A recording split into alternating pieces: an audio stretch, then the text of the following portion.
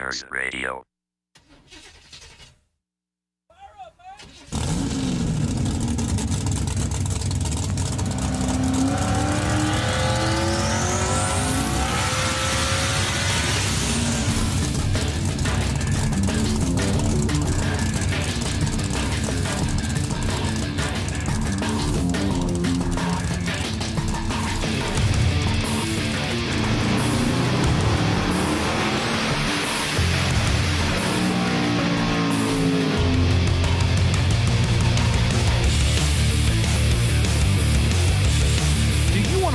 Tune electronic fuel injection live in person with the guys from RealTuners? We have 2-day courses in dyno shops across the country.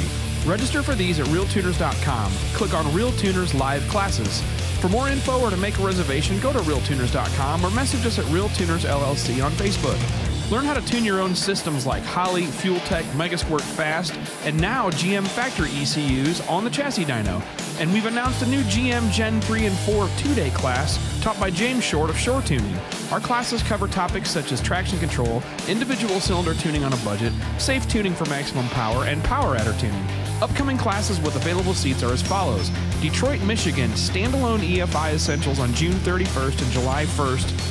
Nano Nitrous in Kansas City on July 21st and 22nd. Our next GM Factory ECU class is August 11th and 12th at Endless Performance in Milwaukee, Wisconsin. Stay tuned for more fall and winter dates. Sign up for updates at RealTuners.com. These classes are designed to help you get your project running successfully in a course taught by people who actually do this stuff for a living. Good evening and welcome to RealTuners Radio episode 52. Tonight's guests are Justin Keith of Streetcar Takeover and Danny Davis, promoter of the LSX Versus the World race this weekend at Kansas International Dragway. Keeping you smart are our hosts, including John Bewley from Little John's Motorsport Solutions, Tom Sewell from Fuel Injector Development, James Short from Shore Tuning, Mark Dahlquist from Throttles Performance, Bill Fowler from Bear Brakes, Scott Evans with Helix Tuning, Cody Bruce and Mo Lonis from Nano Nitrous, Chad Reynolds from Bankshift.com, Jimmy Bowling from Busher Racing, Dan Parker the movie star, and Rye Klemp from Bull City Speed. My name is Scott Clark, and welcome to RealTuners Radio episode 52.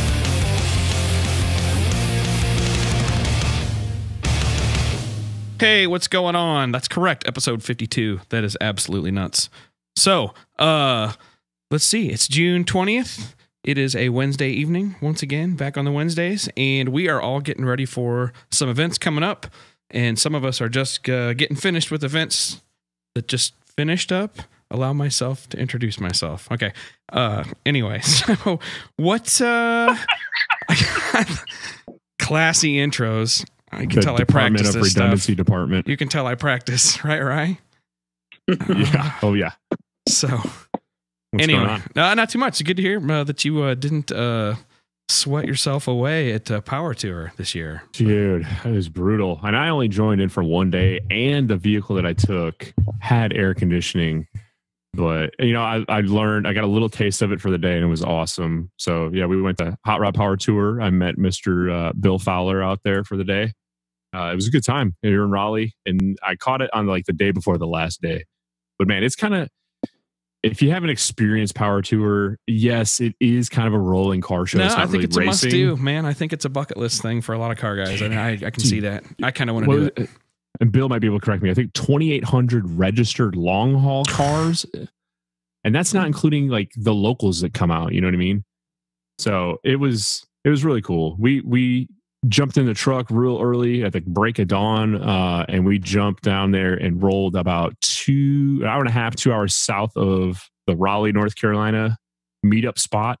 And I think if you aren't going to do Power Tour, or if you're lucky enough to ever have them come through your town on the route, the best way to see it is just park a lawn chair on the side of the road and watch them make the cars come to you, which is really, really cool. So we did that for a little bit before we met up with some friends. And then we jumped in my C10 and rolled into Raleigh as a participant. Is a C10 your daily now? Yeah, it is my daily driver. On bags, but it's got AC. Yeah. Dude, yes. I had to fix, I'm so glad I finally exhausted the effort to fix the air conditioning on that thing, because it would be brutal. It's a 1986 C10 single Square cab, body. like the windows. Yeah, the windows are not tinted, so it's just like a fishbowl going on the road. But I finally, after having that thing for 3 years, I was like, I wonder what's wrong with the air conditioning. Well, it just turned out it needed charged and it needed the wire hooked up. So lucky day, got that fixed, and it's been rolling good.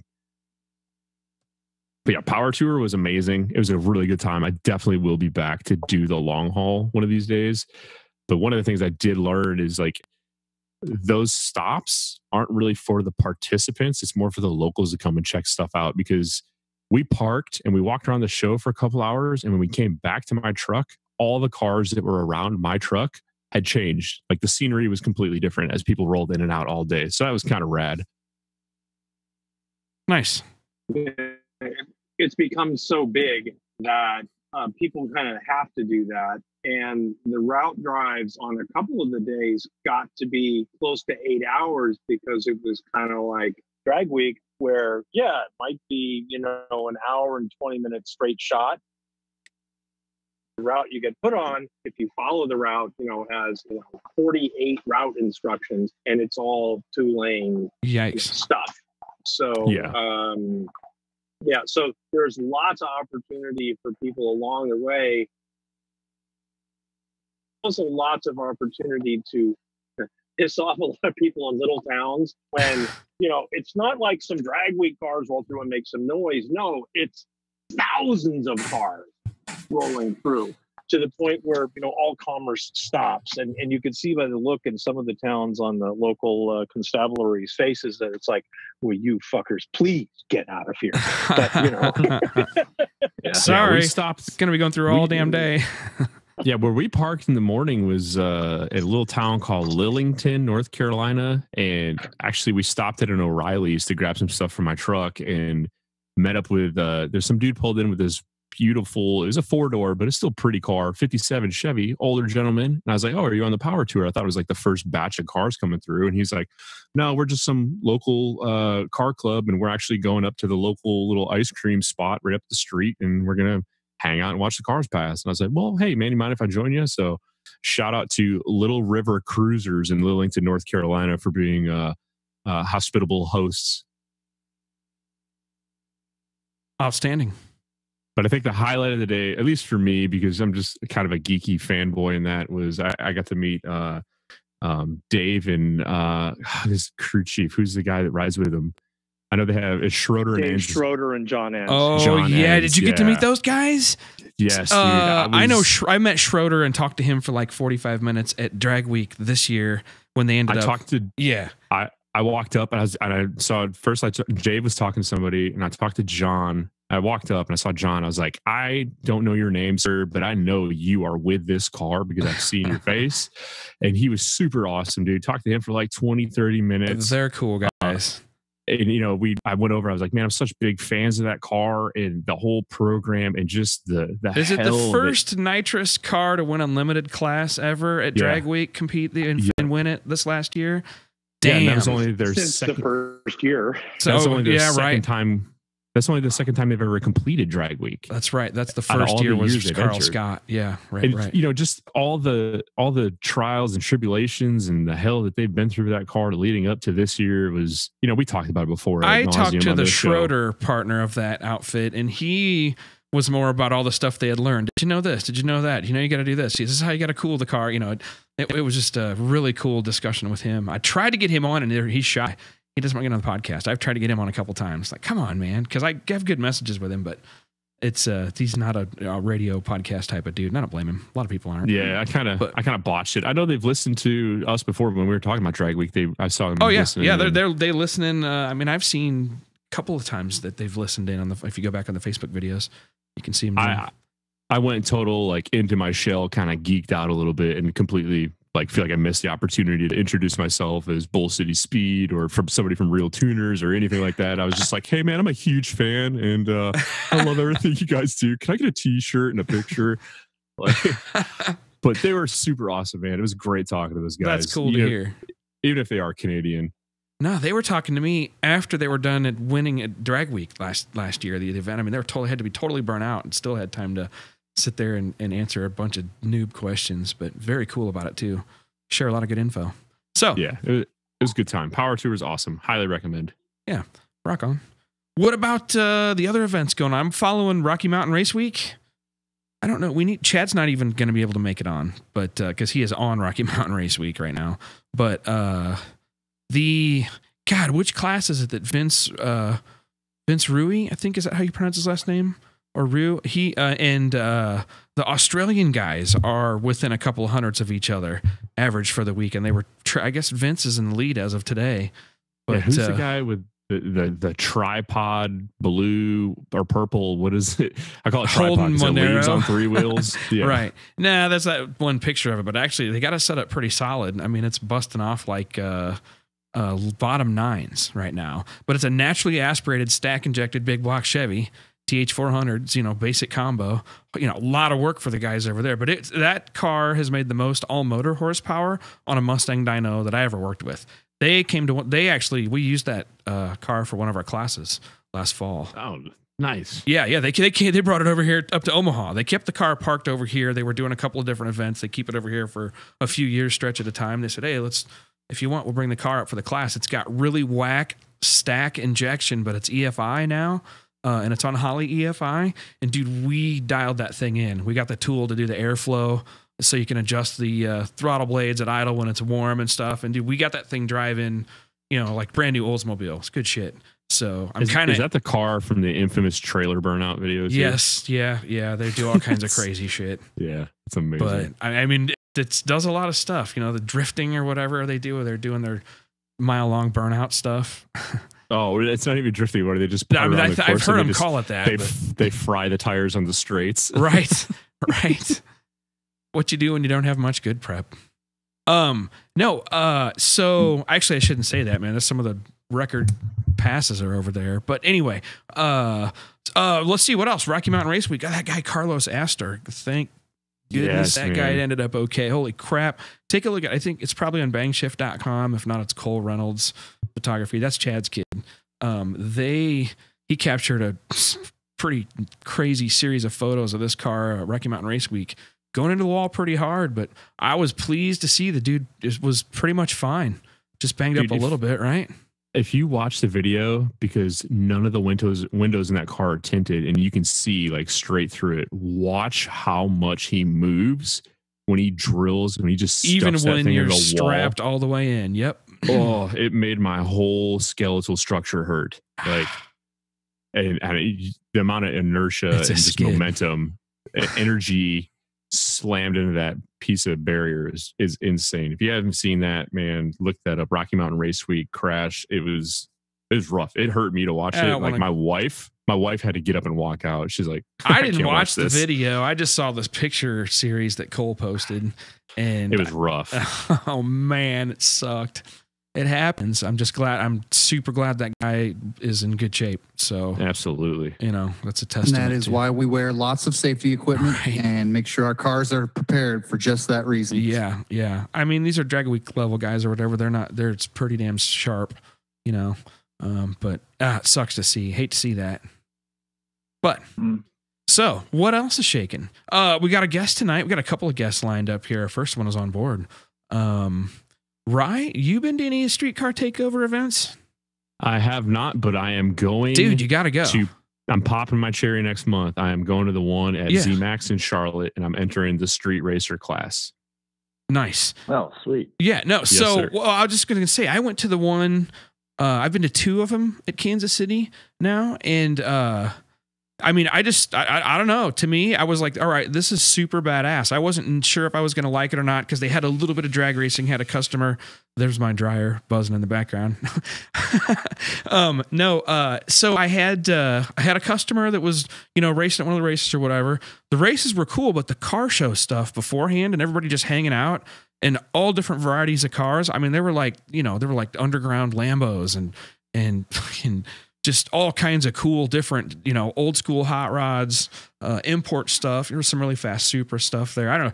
It was neat to see, and they were all gathered together, and you could pretty much see everything that was cool and worth seeing in its particular town, all right there in one spot. It was a fun event, had food trailers, vendors, and stuff. Was cool. Anyway, the guy that is part of the team that puts that all together is with us here tonight, Mr. Justin Keith. Welcome aboard, dude. Oh, thanks, guys, for having me on. Yeah. So no big deal. It's pretty informal. Just, yeah. I mean, I have questions. Rye probably has questions. Yeah, dude, let's just get into right off the bat, man. Like, tell us how this whole thing came about, what started Streetcar Takeover, what came up with the idea, because this is different than really any other event, and that it does cater to primarily street-driven cars. Might as well also start with the backstory of 1998 in your garage. Might as well start all the way back at the beginning. Scott wants to get his love tonight. I've known him for a long time. I'm just happy to have him on. Oh yeah, no, I've run into Justin at all these different like PRI every year. I've seen him at SEMA. He's kind of a well-known dude. So anyway, well, let's let you talk, Justin. Well, I'm just your typical car guy. We started Streetcar Takeover. It was kind of just a let's do it for fun type deal, and I did this show in Kansas City back in like 2012 and 2013. And, man, the first year we did it, it was just insane. And it was just a car show, just a car gathering. There was a sports bar outside Kansas City in one of the suburbs that had a big parking lot. He was all about it, supported it. And, first year we had, I don't know, probably 2,000 cars show up. And, it was crazy. So, I got together with some of the guys from 1320 Video and stuff, and came up with an idea, make it a traveling car show, not just do it in Kansas City, do it in some other cities and see how it goes. And, I had a full-time job. I worked 60 hours a week at a dealership. I was a service writer at the time. I just didn't have the time, to take off work and all this other stuff. But Rich Frost, he's a drag racer. You guys might know him from Drag Week. We know him from Drag Week. Yeah. I know Rich Frost very well. That was actually my boss. So, oh, cool. When it came time to ask for time off to start this venture, Rich was all for it. He just wanted to see me do something fun and maybe see me turn my passion into something that I could do as a career in my future. So he was on board with it, and so we did about 4 events in 14, and we started let's have a race instead of advertising, let's go out street racing and stuff. We're like, we got to make it sanctioned, to make it legal. So we're like, let's go to a drag strip, So we contacted Heartland Park, Topeka, and at the time they were getting ready to close down. As you guys know, they were closed for about a year, but we were like one of their last events in 14. But we got it off and it went well. And then we're like, well, we go out roll race on the highway. So how can we get this roll racing to go on the drag strip? And that was another kind of unique new deal that no one had ever done before. And we decided to, keep the quarter-mile clocks on and just start visually from the tree. And that's how we do the roll racing. It's like a 40-mile-per-hour start. Nail it at the tree and go all the way through the quarter-mile marker, and you get wind lights and mile per hours and everything else. So it's just kind of spiraled out of control. So you guys kind of started the roll racing at the track thing? I mean, that's I believe that, actually. If you're doing that in 2014. Yeah. We were when we first did it in Topeka, no one had any idea that you could do it. Yeah. And I mean, were the facility guys maybe? Yeah. And we didn't know if like the cars were going to be going super fast at the quarter-mile marker, but it turns out they're slower. You end up trapping almost the same exact mile per hour as you would just normal drag race. I can tell you that, from the mile racing, their speed profile noses the way over in the last. I missed the part why you're roll racing and not drag racing. Some people prefer it. Yeah. Yeah, but I missed that part. Street car, street tires, no hook. Gotta roll. It's fun, man. So basically what's on the whole roll racing deal was you get guys that go on the highway, they're street racing, they're doing roll racing on the highway. Well, our deal was how can we get those guys with those types of cars at the drag strips so that way everyone can see them. And that's how the roll racing thing started. So the way we do our events is, the first part of the day is roll racing. And then obviously the big thing is drag racing. So we do drag racing from basically 4 p.m. on. the rest of the night at our events. And people really like the variety. You know, they can, if they don't want to watch the roll racing, then they show up at 4 o'clock and watch drag racing, or vice versa, or they can watch both. So. No, I mean, it's a ton of fun to watch. For spectating, I thought it was really cool. It was a really cool package all grouped together. It seemed like people who knew how to entertain or bring stuff together. Seemed pretty safe to me too. I mean, it's safer than going out and doing roll racing on the highway like a lot of other popular events. You know what I mean? So it's going to have some staying power when those other ones grow to the point that they're just shut down before they're even started. Do you get tracks that are afraid that you're going to hit the tree from roll racing, that they're just worried you're going to plow into something? No, I mean, we at first we did, but we've done enough events now to where the tracks just kind of know our program and know we know how to run it. So they pretty much just give us the keys of the castle and let us run it. So. Nice. Is Streetcar Takeover, at this point, is this your full-time gig? Because you guys run a full schedule. It's very much our full-time gig. It's honestly more than full-time for me. I'm constantly online doing promotion stuff, and it's just almost it's gotten out of hand a little bit. My business partner, he wants to keep on just adding events. You know, at one point I was like, man, we're going to hit a certain amount of events where we can, promote all these events in a good manner. And right now we're doing 18 this year, and July coming up, we have an event starting basically the first weekend in July all the way through mid-August. We have an event every single weekend. So, when you're doing events and promoting and stuff, do you hit every single one, or do you have teams of guys that are going out and covering for you and setting these up, or how's that work? I go to every single one of them. Crazy. I'm not ready to let my baby go at this point. I feel your pain. God damn, there's some interesting similarities between this guy's business and what I'm doing with the classes. But carry on. Yeah. So in July, here's our July. We go to Charlotte. Then the next weekend's Denver. The next weekend after that is Spokane, Washington. The week after that is Indianapolis. The week after that is Bowling Green, Kentucky. So you follow that along the map. That's going to be my driving route in July and early August. So we got a busy one. Charlotte, North Carolina, it's going to be 4 wide. We've been doing just 2 lanes there the last couple of years. This year we are doing 4 lanes. And it's going to be one of the first events that ZMAX has ever done that's a non-NHRA event that's 4 lanes. So it's pretty cool. We're going to do 4 wide roll racing. We're going to do 4 wide drag racing. It's going to be insane, and probably one of our biggest events we've ever had. Yeah. You definitely got to find a way to stream that live somehow, because 4 wide roll racing would be fucking awesome. That's going to be kind of cool. Watch. Yeah.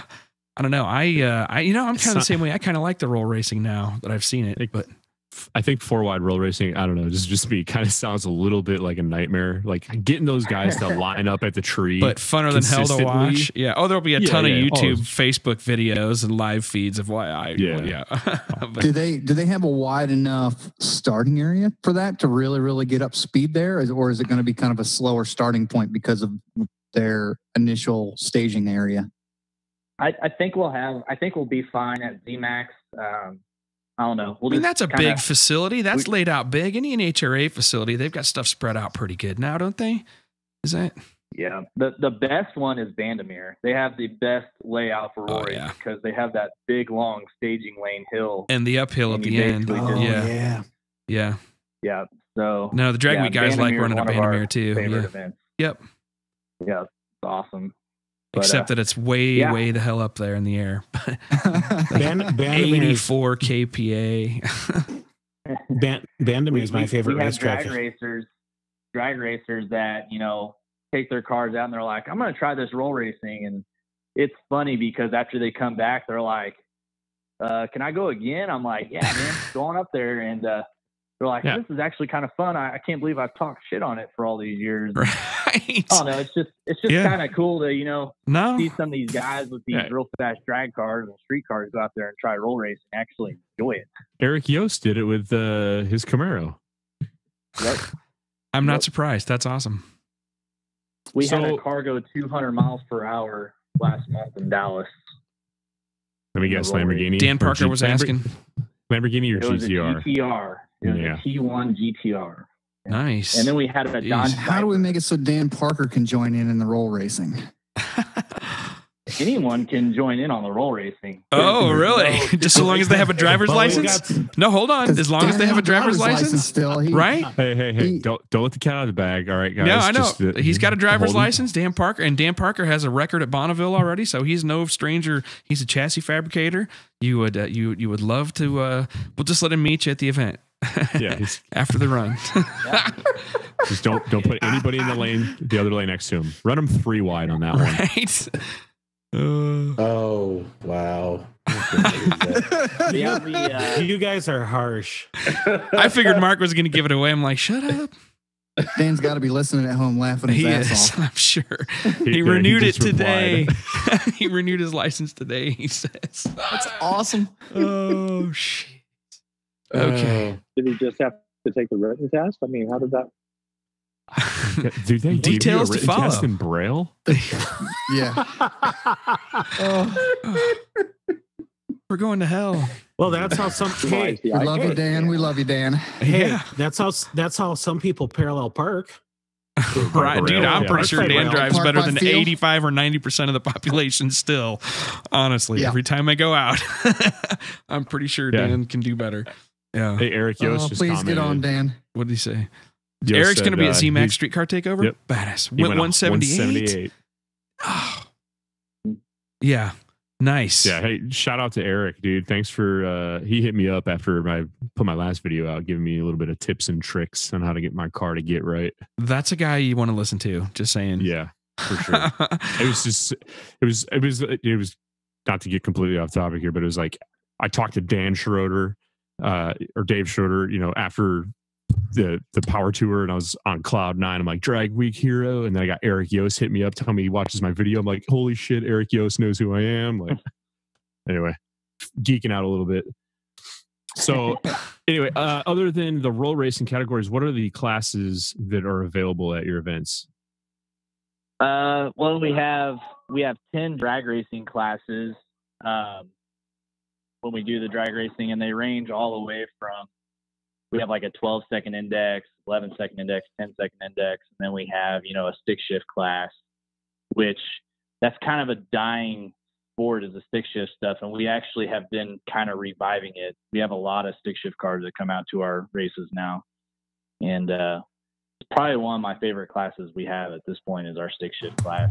I mean, it's just got to be so expensive to be competitive in the stick shift stuff. To be that hard on your equipment.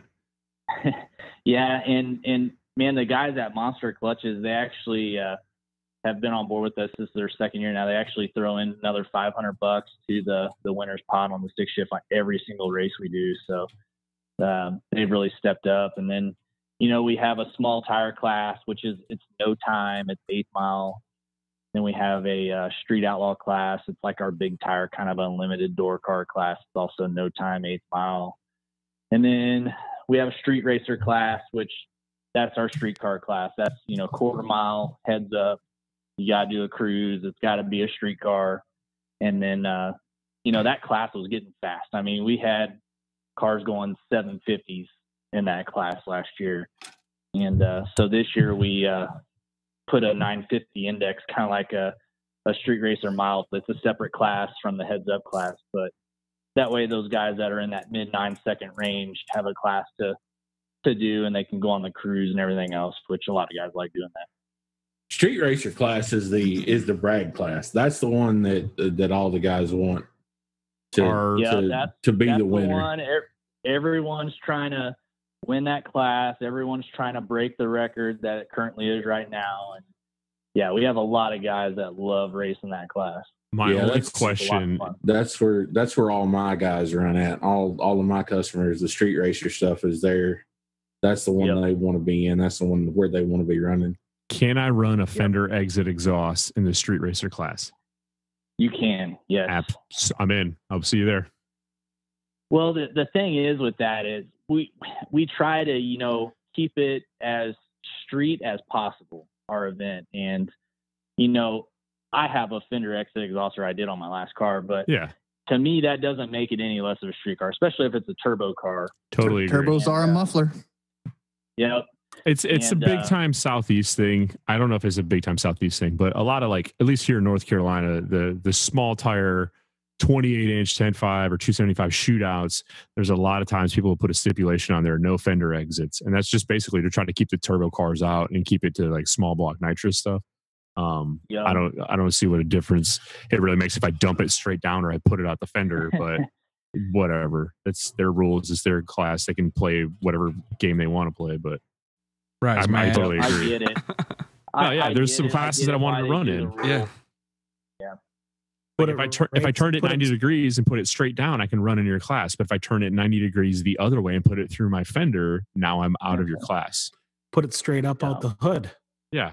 So yeah, but this guy can run open headers and weighs 1,000 pounds less than me, but I'm out. Yeah, whatever. Yeah. Rules are one of those deals where you can never make everyone happy, but you can sure try. And it's one of those deals, you put the rules in place and you just got to stick to them. I mean, the first couple of years we did this, I'm going to be honest with you guys, I had no idea what I was freaking doing. That's all right, man. We all start there. That's pretty interesting. Yeah. You live and you learn. And over the last, 3 or 4 years, I've been doing this 5 years. I don't know how long it's been now, but I've learned a lot. And one of the things that I've learned the most is when you put rules, stick to them, and you don't worry about if you piss someone off. If it's a rule, it's a rule. So it's, the learning process. I can tell you that. You guys are doing a good job with it. Don't let the crybabies get you down on Facebook. You guys have got. Keep it up, man. Those shows are badass. I like the two that I went to. I thought they were really well put on, man. Just the right size. Had DJ tunes going, stuff out in the parking lot. People could bring their kids and stuff. A lot of families were out there. I mean, it was totally family compatible. The show part of it and the racing. The fact that you're up to 18 events this year says you're successful. Yeah, that's nuts, dude. That's like the justifier tour. Of haters can still be haters. Just let them hate in the corner. Who cares? Well, right. And Bewley will tell you if you aren't being trolled on the internet, you're not doing it right. That's exactly right. Yeah, I mean, I'm coming. He's the king. Don't start that shit. King troll. We're really looking forward to the Charlotte one. I'm coming from the coast. I know friends of mine that are coming down from Jersey for this event, so people are traveling for it. This gonna be my first one. It sounds like Charlotte's gonna be absolutely insane. And our Twin Peaks meets, which we usually have those the night before the event, they've turned into a whole nother world of just everyone wants to come to those, and it's crazy. And Twin Peaks, they love it. I mean, we deal straight with corporate now, and they're a really good partner for us to have. A lot of people are like, whenever you can get a sponsor of something that has nothing to do with cars, that's when you're doing something right. And Twin Peaks is our kind of gateway into all that stuff. We're working on our Bud Light, Peacharita, Mangarita, Strawberryta sponsorship. Yeah. We're like the same thing over here at RealTuners. Totally. So what's the sequence of events? You guys usually do these events on a Friday and a Saturday. It's the 2-day deal, right? Yeah, typically I would say most of our events are Friday and Saturday. We do in some cities put on like a no prep race within our event sequence, like Topeka, Indianapolis, Bowling Green.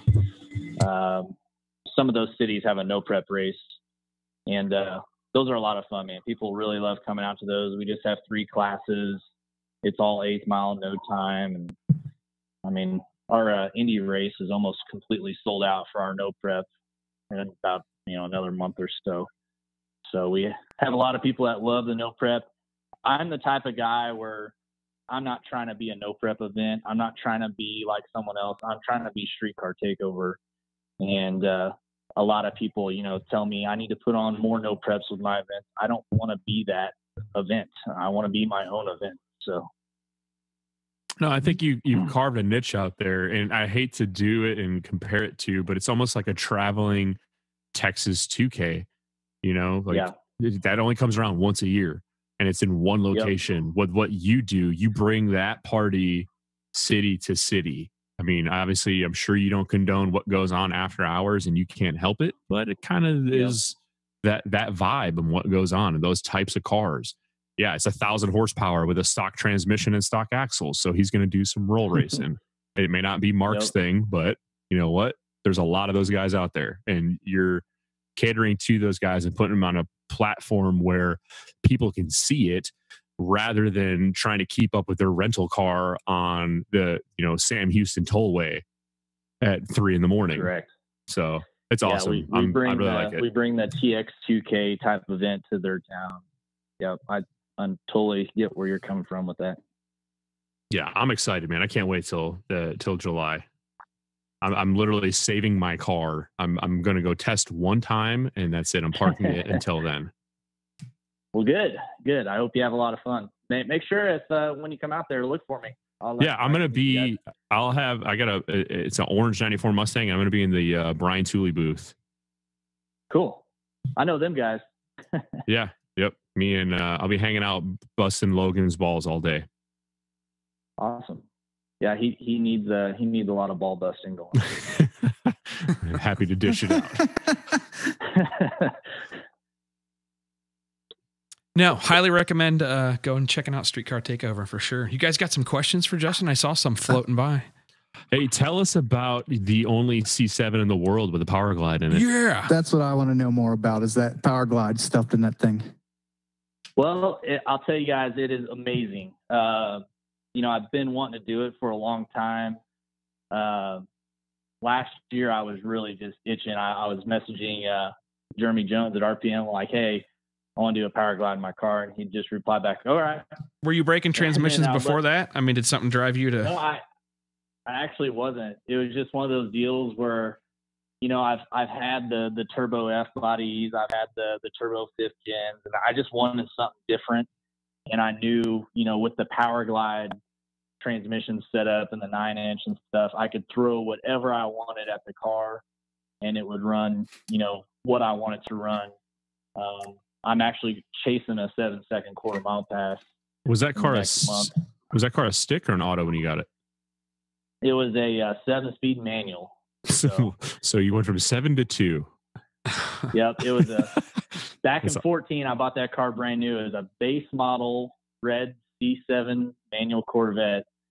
And you look at the car now, and some people don't even believe me still. Even you've done a bunch of body mods and stuff to that too, right? Yeah, like you did the rear fender thing. I thought it was not the same car. I remember the old car. I remember what it used to look like.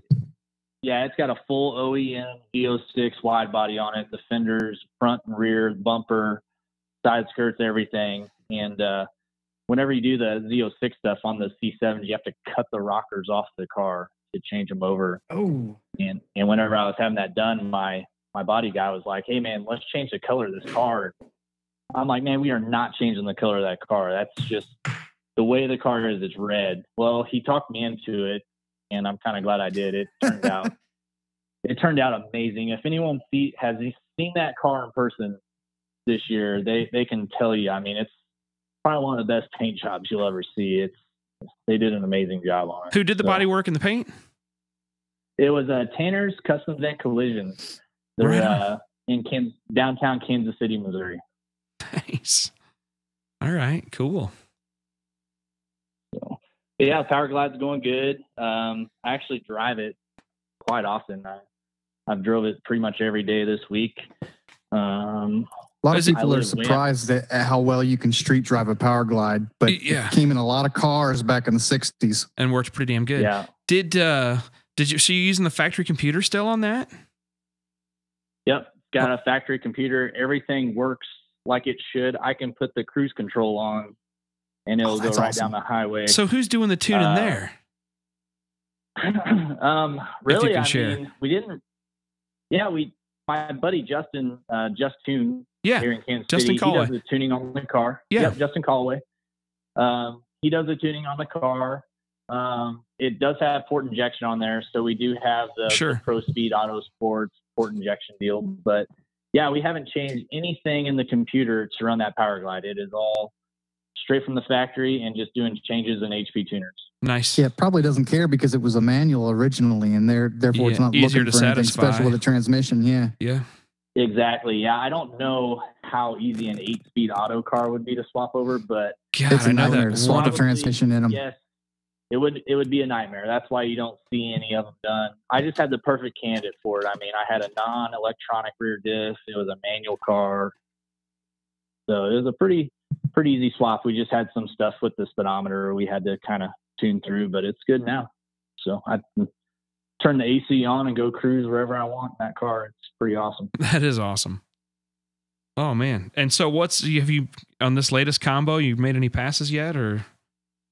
Yeah. So the converter is pretty tight right now. When I called Circle D, I told them to build that converter for like spray it 1,400 horse. Well, it just made a little bit over 1,000 on blower only. Got an F1A94. It went 567 at 121, I believe. That's getting there. Very first pass out. I mean, the very first pass, that's what it ran. And for people who are interested, there are videos of that on his YouTube page. Oh yeah. Yeah, that's a whole nother can of worms, the YouTube page. that brings out every automotive idiot in the planet is the YouTube, but it's we have a lot of fun doing it. But yeah, I'm getting ready to put an F1X on it, changing the heads and putting a different cam in it, and probably throw a 100 shot on there. So it should the converter is gonna really like it, and I can probably get that car to run probably low 5s in the 8th, hopefully high 7s in the quarter. Damn. Man, that's moving out. I'm super impressed with how the late model stuff can be made so damn fast. I mean, you're obviously putting a lot of work into it too, but good work. Car looks clean, so yeah, that's outstanding. I can't imagine how you have the time to do all this stuff, man. I have a hard enough time. I can't put on half as many classes a year as you guys are doing events, and it's just seems like you guys have a lot more going on than I do. So it's interesting to me that you're able to pull all that off. I know you guys get a lot of good help, so that's really cool, man. I love seeing that blow up too. Between doing Streetcar Takeover, filming YouTube videos, and working on all these projects I got going, I pretty much have no time to do anything else. So I have a girlfriend, and she definitely supports it all. That was my next question. It's I have no kids. I don't even have time to make kids or have kids, but my girlfriend, she's awesome. She just got done going through esthetician school, so she's been busy herself. And cool. And we just kind of have like the perfect relationship that we both just kind of jive together pretty well. That is the type you want to find. So very cool. Yep. Mine's busy yelling at me because I'm killing so many plants in my damn science fair experiment. Long story. My gardening this year is a little bit different. And so far I've managed to F it all up. Anyway, so good news is you can still buy your food at the store. I know, right? I mean, I'm just trying to grow goddamn lettuce and a couple other things. Curve. Yeah, it's a learning curve. I'm doing the ebb and flow thing, and it seems to work now. Actually, they just started kicking ass like yesterday, so I'm feeling good about it now finally. But I'll post pictures up here eventually. But I got some tomato plants that are hauling ass. They're putting on like 2 inches in height a day right now. It's pretty tomatoes cool. Are pretty stable. They're pretty hardy and easy to do. The lettuce, I killed a batch of lettuce, and I'm getting shit for it. What? And I'm being forced to admit it online. Yeah, Mary's like, don't even act like you got this garden thing going or whatever working. That shit's not working yet. I go to grab a beer and I come back to this. What are we talking about here? Sorry. The shit that people wanted to know. It came up at my last class at Blake's. Everybody was asking about the growing the indoor lettuce or whatever. Everybody thinks I'm growing weed.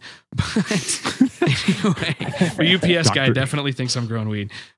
Dr. Green Thumb over here. The devil's lettuce. The devil's lettuce. No. Got sick. I'm trying the indoor garden this year. I got sick of the outdoor garden. Anyway, so back to anybody got questions for Justin? Guys are laughing. See, there's a lot of people that know about the garden story. But post up some questions for Justin. We can look at Mixler. I have not. Somebody watching YouTube. Is there a small tire 8th mile class for 4 wide? Yeah, we actually are going to have our small tire and the outlaw classes at ZMAX. As 8th mile? Yep. They're always 8th mile. Every single one of our events, the small tire and the street outlaw classes are always 8th mile. Got it. Yeah, they have 8th mile and quarter mile. So I'm assuming only your 8th mile stuff shows is no time, correct? Correct. Yeah, we only have 2 8th mile classes at all of our events, and it's small tire and street outlaw. The rest of the classes are all quarter mile. Hey, this might be a little bit self-serving because I'm going to this event and I'm from here, but can you talk about what you're doing with the Carolina No Time guys? Like, what do you mean on that? I thought there was he was coming in there to do a class or kind of help back one of the classes, or no? Yeah, he actually so he put in $500, and that's going to the small tire class, which is the 8th mile no time class. Yeah, at our event. So he's sponsoring that class. Super nice guy. I actually talked to him on the phone yesterday for a little bit. Yeah, he runs a great event, dude, out here. Yeah. He I'm definitely happy to have guys like him involved with the event. It's always good whenever you can get local guys like that, involved in some way or another. We're still grassroots. I mean, I'm a racer, and I want people to be involved with our event. I don't want us to be one of those events where people look at us and think that we're too big to deal with or something like that. I mean, we're small, and we love working with the local guys in all the cities we go to. Matter of fact, this weekend in Columbus, Ohio, I have 2 guys that run a no prep race all around Ohio, and they're actually going to come and help us run lanes and stuff. So pretty cool. Yeah, Lance is his name. I didn't want to not leave that out there. Lance Stafford, or Lance, I think it's Stanford. I know his first name's Lance. I'm butchering this right now. I apologize. But yeah. Lance with the Carolina No Time Small Tire Racing Association. They're going to be back in the small tire class at Streetcar Takeover. So shout out to those guys. They run a killer series. There's some, if the guys that show up to his events show up to that event, the Streetcar Takeover event, that's going to be one of the classes to pay attention to, because there's going to be some crazy fast cars showing up for that. Yeah, he says he's got a lot of his racers coming out for it. So dude, that's going to be really looking forward to seeing it. Yeah, I bet we have 500 cars teched in at ZMAX on Saturday. Damn, it's going to be pretty insane. So on that note, so go ahead, John. I was just going to say I'm looking forward to the Columbus event, because with any luck, Big Red's going to take the street racer record back. Yeah. I'm counting on it, honestly. I'm going to call it. I'm going to make a prediction here, and it may be the George Dickel talking, but street racer record goes to 7:48 after the Columbus event. Don't let me down, Dan. How long is the cruise on Street Racer? Typically we keep it, under 30 miles. It's 20 to 25 miles most of the time. It just depends on where we're at. But no more than 30. Is there a cap on entry? No, we don't cap it. So it's just whoever wants to pay the money to get in the pot and go for it. Yep. Hell yeah. We try to keep it pretty easy for racers. They just show up and race. They don't have to free register and all this other stuff. And our no prep stuff's a little different. We the guys have to pre-register for that, just because we want to know what's showing up for payouts. But our normal race program, show up, bring some cash, win some cash back, and people just have a lot of fun. It's cool. So I think and a lot of guys are probably biting their tongue on this next question just because they don't want to skylight themselves. And I'm going to ask it anyway. What's your requirements for tech inspection? The tracks typically do all the tech in at our events. We do kind of supervise it. We try to keep it more lax than, by the rule book, I guess you could say, because we do have a lot of street cars showing up, and we are trying to get the guys to not, especially, guys, in their mid, early 20s that don't go to the drag strip a lot. We're trying to let them know the drag strip's a place to go, and, we don't want to scare them away, I guess is what I'm trying to say. Right. But at the same time, we have to be smart. We can't let a guy in a 2,000 horsepower GTR go blasting down the track with no roll cage. If you got money to put 2,000 horsepower in a GTR, 1,500 or 1,000 in a GTR, you got money to put a cage in it. And right, but running nines in a GTR is not like running nines in a third gen Camaro. They're two different. Correct. Yeah. Correct. Yeah. Yeah. No, I totally get it. And there's a lot of tracks that are actually starting to come around with more lax rules and kind of, if that car looks like it's going down the track straight, not crazy, and it's a newer car with 19 airbags in it, it's probably going to be safe if it hits the wall.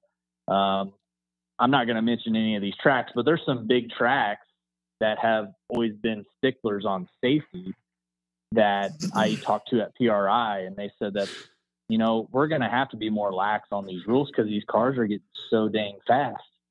Yeah, there's street cars that do mid 11s, 10s right out of the factory with no mods done to it at all. Yeah. I mean, I got a 2017 ZL1 Camaro, and that car runs 10 O's with just a couple bolt-ons on it. I mean, I haven't even done anything crazy. I can put that car back to stock in 3 hours. But it's crazy. I mean, these cars are getting faster, and the rules have just stayed the same over the years. I mean, something's got to change. So I don't know. We're trying to get a movement going on that. It's tough, man. Dealing with the NHRA on stuff. I mean, they don't want to talk to you. It's their way or the highway. Sure. Big organization. They and then you're really trying to satisfy the end users, and then the demands of modern culture hot rodding is really what this is. Yep. You guys have tapped into the pulse of just what people want to see and what's cool these days. Yep. You know what I mean? So that's a tough spread for sure. We can only recommend that people go and listen and check out Dan Parker's story for safety. We understand it's your own personal choice of doing it, but you should definitely go check out Dan's story because he's a racer who has an incredible story about what happens when you wreck. Yeah. How rough that can go. So, and why safety equipment is there's a complete stuff. documentary that a guy did that shows it all. Driven Blind. If you look for it, you'll find it. It's PBS. I think it was the PBS World channel. Yeah, but it was But you it can was find it easily found online. online. Yep. Driven Blind. Good show about safety. So, or give you good thoughts about safety anyway. Well, people are asking. So we had one guy asking here. Preston Edmonds was asking if there's going to be any events in Wisconsin or Illinois. Do you guys do a Chicago SCT? We don't. So I'll tell you guys, and not a lot of people know this, but some cities that we're wanting to do next year, one of them Chicago, one of them is Detroit, Michigan, and then we're going to try to branch up more in the Northeast. Detroit is going to be a good one, dude. Detroit's going to be a good one. Yeah. And everyone's been telling us that. I mean, if anyone follows Streetcar Takeover, they know like this year we're doing 5 new cities this year. So we are trying to branch out and try to go to these cities that everyone wants us to go to. It's tough whenever you're working with a schedule of, say, we have 18 events. All right, well, we have 18 events scheduled. Well, those tracks already have events scheduled. So it's really hard to schedule an event with our schedule versus the track schedule. I know how that goes. And yep. Honestly, that's a lot of the reason why we don't have more cities is because, I can tell you right now, we called Chicago, I forget what track it was, and they were booked. Every date that they had free, we already had an event scheduled. So right, it's it's tough a process, but yeah, we're working on. I really want to have an event at Maryland MIR. Yeah, that's one of our bucket list tracks we want to do, and it's. We don't want to get too carried away with ourselves. I mean, we want to put on good events for everyone and make sure they ran smooth and not stressed out. So we're trying to perfect what we have now and go from there. Badass. That's bitching. Now, so other than go ahead, Brett. Go ahead, Ryan. Other than new venues, like what else do you have that you are thinking about bringing to your series or your events? Okay, well, one of the new things that we are doing this year, and, a lot of people kind of like, well, I don't know about that, but we are doing drifting at some of our events. I say do it. Yeah. Mark's favorite. Yeah. Mark's going to quit tonight. I'm not crying. I'm just crying. One of those things. You may as well watch figure skating. It's scored the same way. You've never we didn't gone. really. I'm sorry. Go ahead, Justin. Yeah, we didn't really know how to take it, and we had a lot of people, asking about it. We get messages. It's funny. I was just talking to our friend Garrett earlier, Cletus, and he's an admin on our Facebook page. Right. He's like, man, he goes, can you guys take me off as an admin on your Facebook page? He goes, you guys get so many messages. It's not even funny. I was like, yeah, I know. It literally goes off 24/7. But anyways, we added drifting, and we're doing it only at a couple events. And we actually have another drifter guy that comes in and puts it on. So my advice is to do it wherever you can pull it off. Holly LS Fest. I got to go for a work trip to LS Fest West. Dude, there was a shitload of drift cars there, and it was actually totally cool. Tons of people showed up. There was probably as many drift cars as there were drag cars. Yeah, or more. And the crowd loved it. Or more, yeah. Yeah, everybody loved it. So, yeah, it was okay with me. We're doing one in Bowling Green. Yeah, we're doing one in Bowling Green for sure. And last time I talked to John, the guy that runs it, he says we have a lot of drifters coming to Bowling Green. So, that's one of the new, avenues that we're it's different, but I mean, here's my take on it. I realized that I went to the first one of those events, and I realized that, hey, these are kids out here beating on their cars, breaking them, fixing them, upgrading them, beating on them some more, doing their creative thing. And it was actually kind of fun to see. There were some interesting and cool combos out there too, and it's neat to see what some of those guys do with the steering and suspension stuff. But anyway, I know a lot of people like Mark's opinion is it's most of our listeners it's not racing. It's based on a judging scale, much like figure skating. Just fun to do. What? Yeah, it's fun to do it. Like, it's fun as hell to watch. You've never. I think it would be an absolute blast. Yeah, if you've ever whipped shitties in a high school parking lot, or drifted, or slid around on a gravel road, or if it's ever snowed in North Carolina, absolutely. But don't call it racing. I don't think they call it racing. They call it drifting. I don't think they do. Yeah, it's not. It doesn't matter who gets to finish. I'm so mad. No, I'm not. I just calm down, Marky. It's a motor. And you'll probably get to see somebody fall in their face too, just like figure skating. Oh yeah, somebody will wrap it around a pole every time. It's not racing. It's a motor sport. Yeah. For being all technical. They're actually putting in a drift track at our drag strip. And That's cool. I'm super excited about it because it brings a whole new crowd of people to the drag strip and helps support. Yeah, keeps the track motorsports open. I think it's an absolutely fantastic Minneapolis, idea. A couple weeks ago, I was up at Brainerd, the big Brainerd facility, and those guys are keeping it open, doing local event test and tune and little race things that have a drift track. They have the road course going. Jim Hall from TPI Specialties was over there with a car. They were racing or testing on the road course, and then they had the drag strip going. It was like test and tune for everybody, and the whole facility was jamming. I mean, they had food and everything. It was like a Tuesday night. Well, they're even talking about having shifter carts, drifting, the road course, the small road course stuff, like all kinds of stuff that we don't have, and it would be a huge improvement. That's your guy Sandback, right? Area. Isn't that? I think we need to get him on here. Oh, we could do that. I think they're doing a. He's really quiet though. I don't know what he went to, but he's really quiet. If you ever met Sandback, good tuner, good dude. And I'm glad to see that they're reviving your local track up there. But no, they're doing a great job. Yeah. So anyway, it's good. I mean, I like to see guys like Justin out there actually doing it for a living. You know what I mean? And doing, and being able to do it, and then people show up and enjoy what they're putting on. It's just generally good vibes all around. You know what I mean? There's no victims. It's it's a good deal. So. Yep, we really enjoy doing it. A lot of fun. Any other questions? Got a lot of happy people that have been to your events. Man, holy crap. That's all instead of questions, everybody just saying how badass Streetcar Takeover is. That's awesome. Yeah. So, all right, cool. Anybody else got questions? Fire away. I'm checking on Mixler. I am not. Yeah, okay, I got YouTube here. Check out Great Lakes Dragway in Union Grove, Wisconsin, or Byron Dragway in Byron, Illinois, slightly outside of Chicago. You guys are suggesting. They probably have checked out all those. Yeah.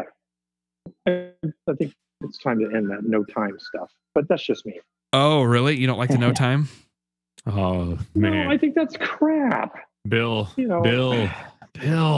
Dude, No Time is not going anywhere. You can't come to the Southeast and say that. Bill's never been so broke that he's got to like make a critical bet and he has to make a race on Friday night or whatever to pay off that credit card. So we can. There's guys around here that like when they found out that I announced. Remember, I told you guys that I was. They put me in the tower at Kinston Drag Strip out here. It was an awesome video, by the way. Yes, there are guys out here that are like, nope, never racing him again, because I was looking at the screen for some of the passes, but like when the guys that I had to race against, they'd be like, hey, don't look at the computer. They shut the monitor off, but they're like, nah, he was in the tower, ain't running him for at least a year. Like that's the stipulation. If you've shown a time in a year, F you're not allowed in the shootout. You're not allowed to race these guys. The No Time thing, 8th mile in the Southeast is humongous. Yeah, and anybody who's smart enough can figure out what people are running within a 10th. I mean, come on. Yeah, or even just a stopwatch app. You hit it. If your reaction time is reasonable, it's going to be the same at both ends. If you can, you can click your thumb on it. There it goes, and there's the finish line light. There we go. I got it. But you're assuming that they're giving it everything they got, and I guarantee you they're not. And you can't see the mile per hour either. Yeah. No, you're not getting the full Are we talking picture. Prep or no prep? These are usually no prep. Yeah. Doesn't really matter. No prep. No time. No prep. No prep isn't very big here in the South. At least Southeast. It's not where I'm at. No prep's there. Not its heart is in the dead South. Yeah, I was going to say the guys in Mississippi and Louisiana were like some of the best prep racers I'd ever run into. It's coming around here, but for what's big where I'm at is 28-inch tire, small block nitrous shootouts. Not even shootouts, but 28-inch small block nitrous. If you have a turbo car, you're not going to get a race in the garage world. It's kind of funny. Wow. Like I don't, John, are you still on here? I unmuted him. Yeah, there he is. Yeah, like how many races does Night Train get?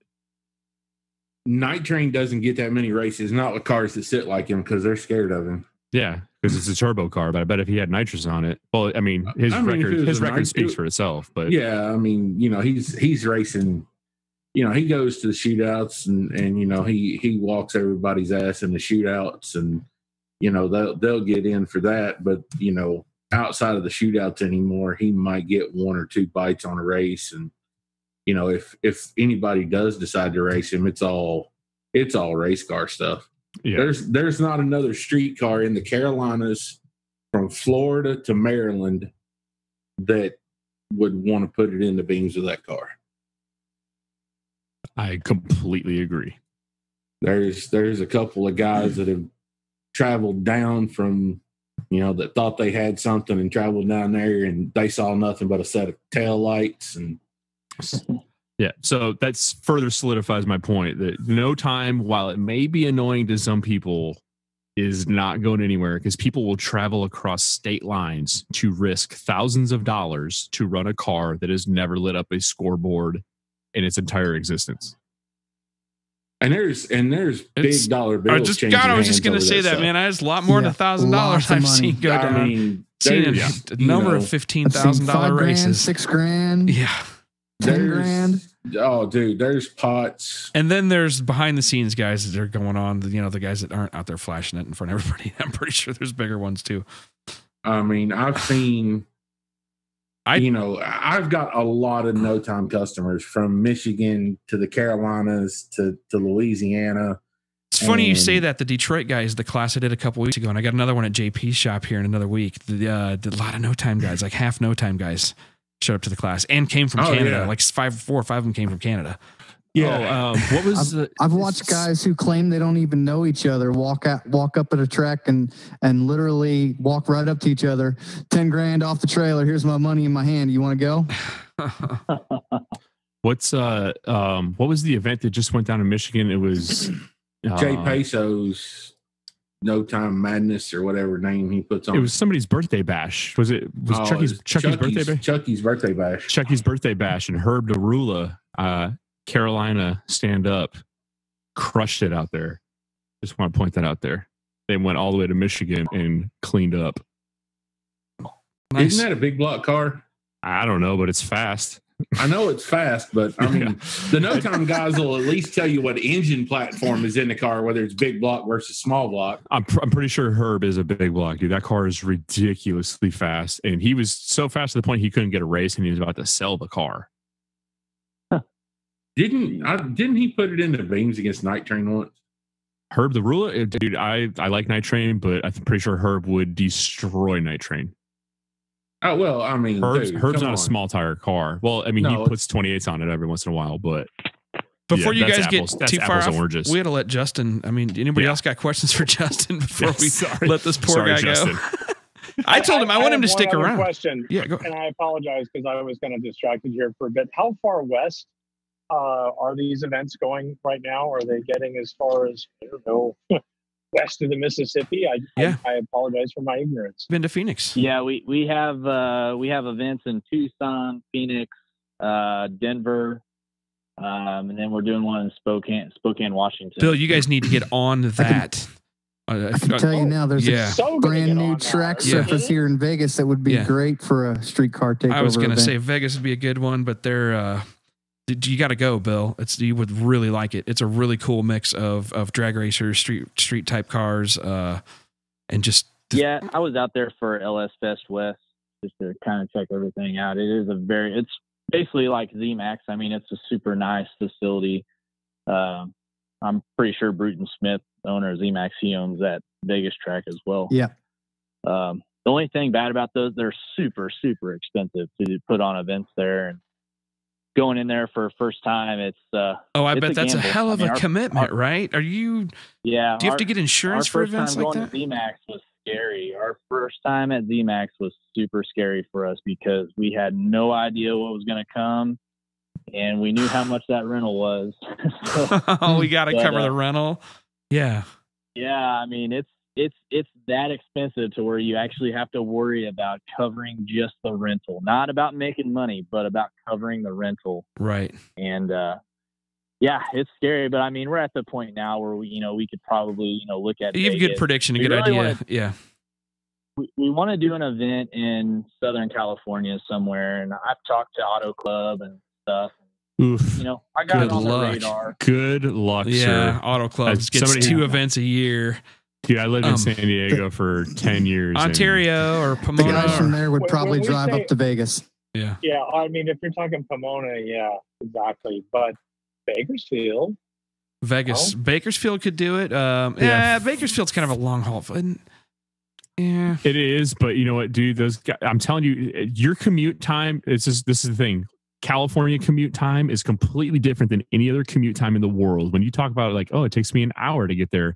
California, that's nothing. They don't care. Yeah, they're used to sitting in traffic. I guess. They're used to a 2-hour commute. But like somebody said, is there still a drag strip at Ontario Motor Speedway, Bill? If you did one in Vegas, it would pull Cali right across the street. I think you can get it done at California Speedway. Oh, California Speedway. Yeah. I was just going to say that property would be a good one. Fontana, right? Yeah. And you know what? Fontana has a road course, so you can do your drifting there too. You could do a full. That would put you in the center of the population too. Whole on festival there. Yeah.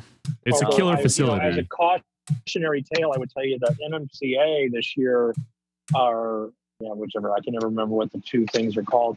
They pulled out the drag race series, they're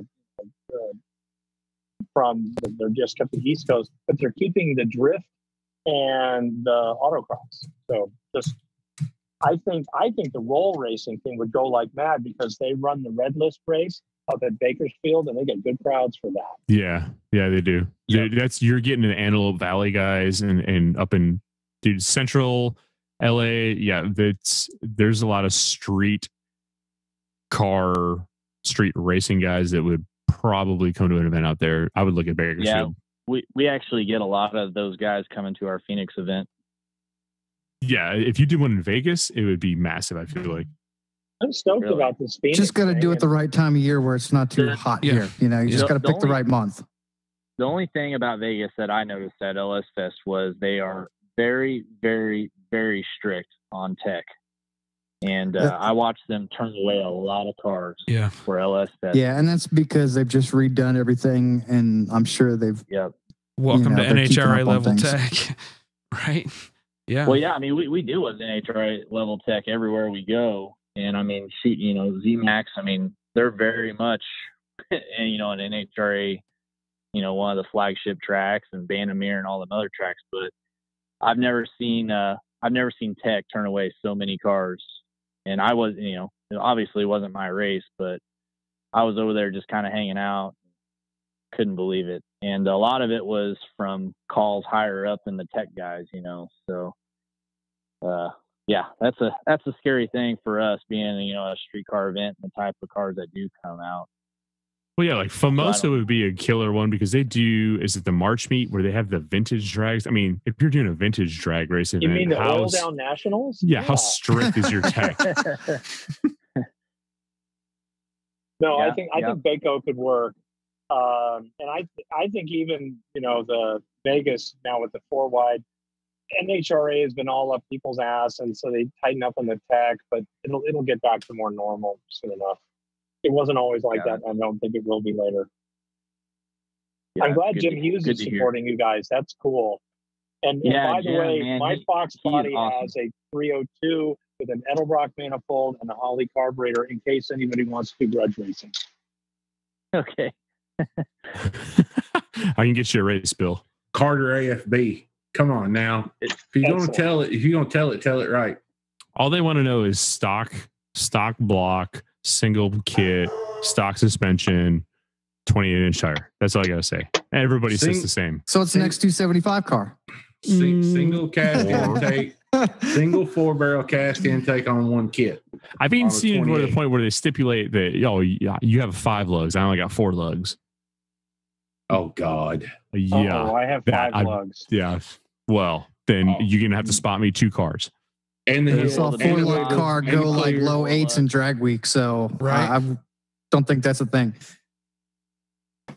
You guys are killing me here. So Streetcar Takeover, where can we get the latest and greatest information? Yeah, where's the best place if people want to get to follow you guys and keep up with what events and what's going on? Well, I mean, Facebook's one of them.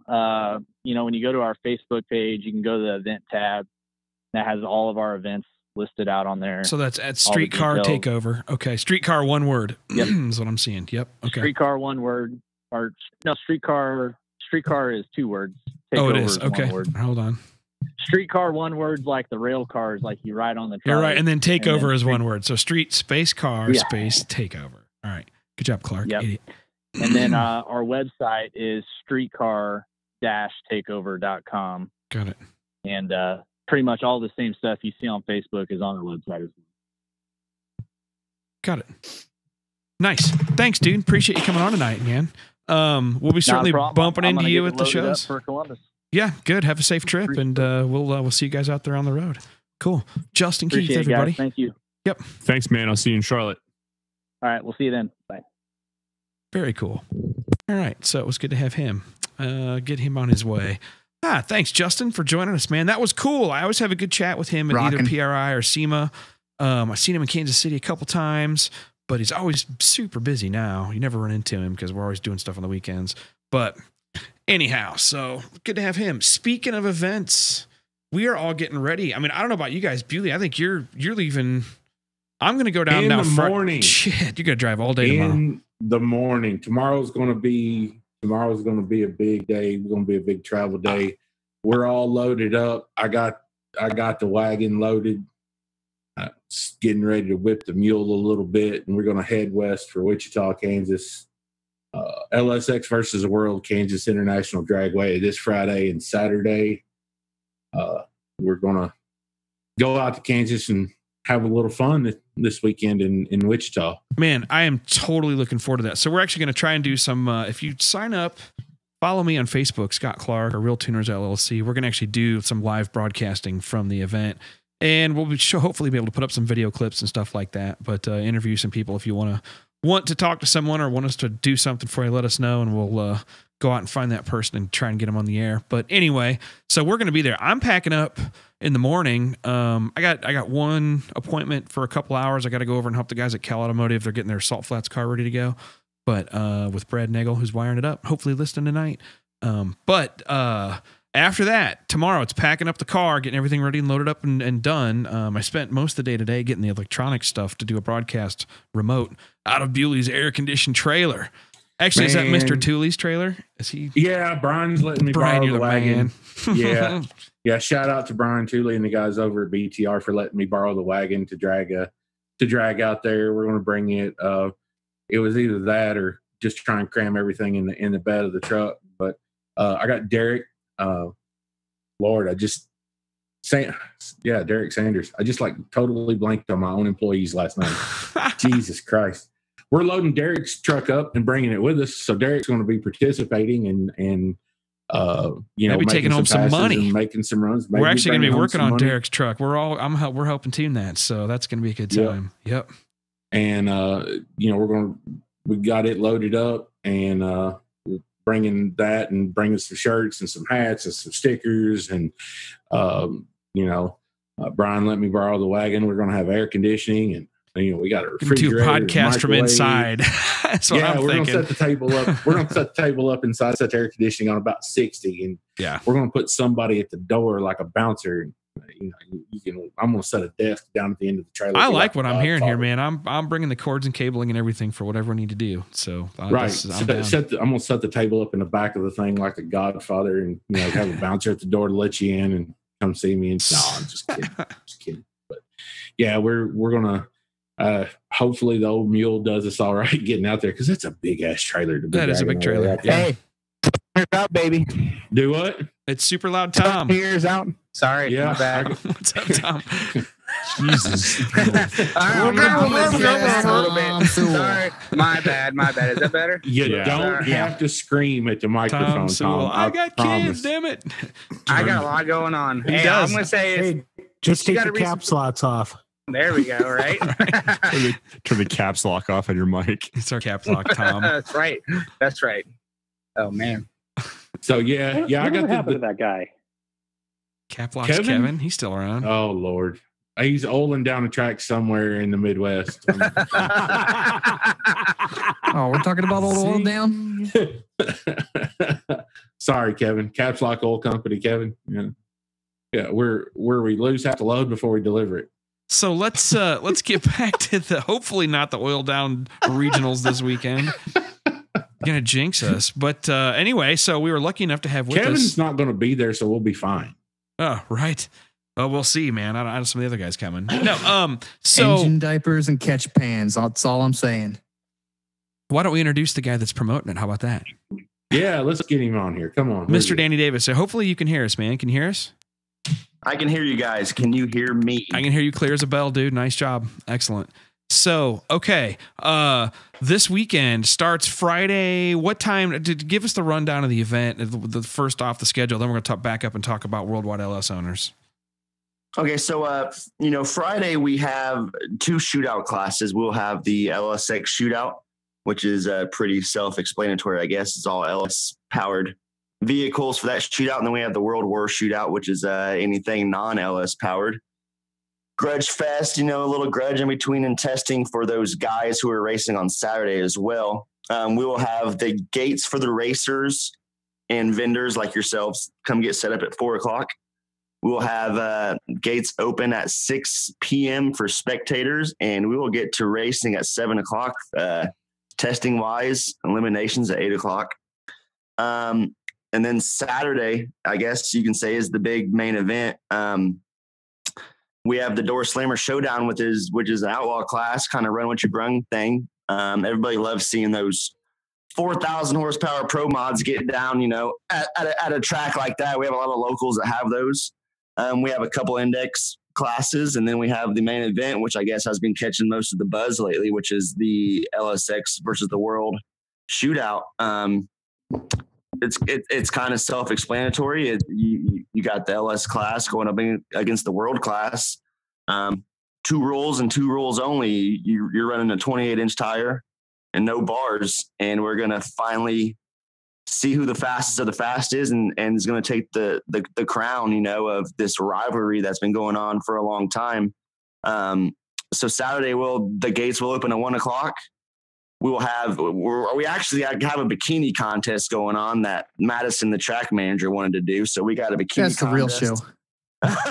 So and somehow I pulled like 7 sponsors out of my ass for that, so I get a good payout. Like one of these girls are going to take home $700 for 1 hour's worth of strutting around in a bikini for all the guys out there to enjoy.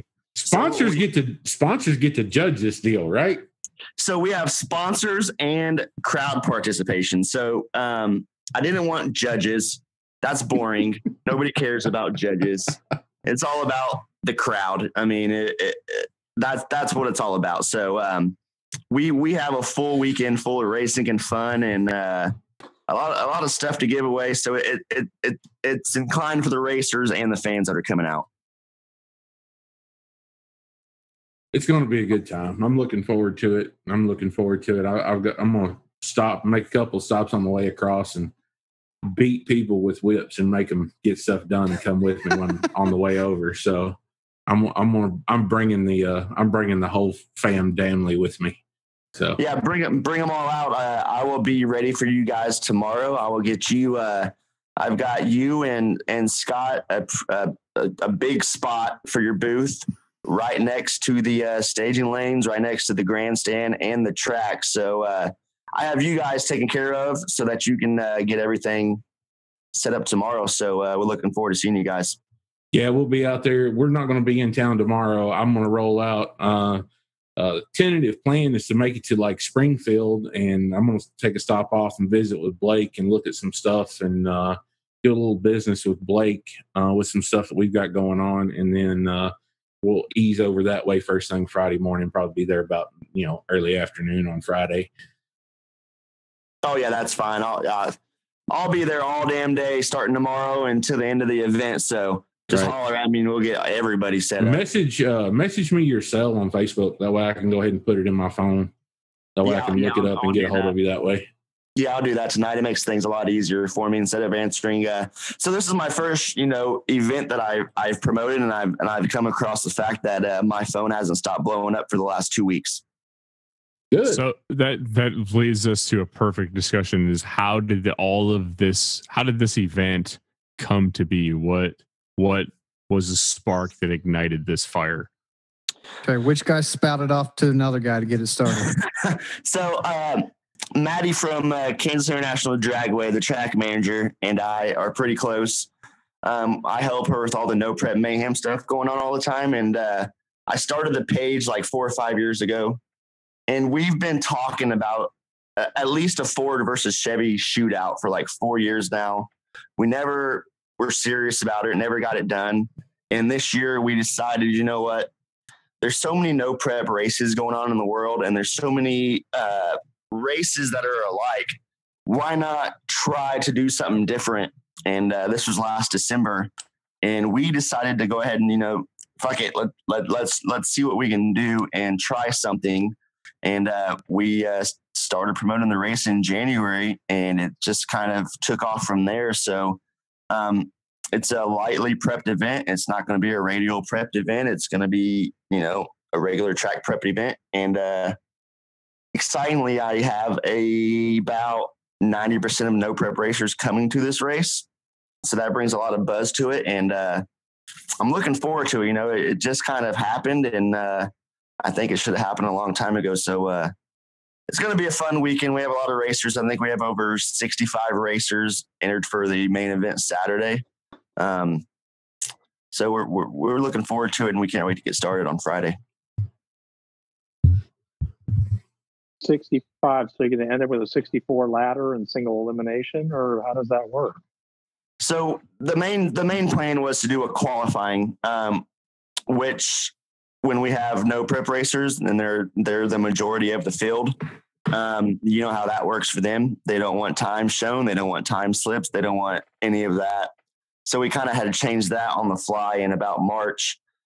So we will have testing for 2 hours instead of qualifying. So those guys can go out there and test and do the 8th mile pro tree, which is what it's going to be set up for. 2 hours. I mean, as many passes you can get in for 2 hours, you're more inclined.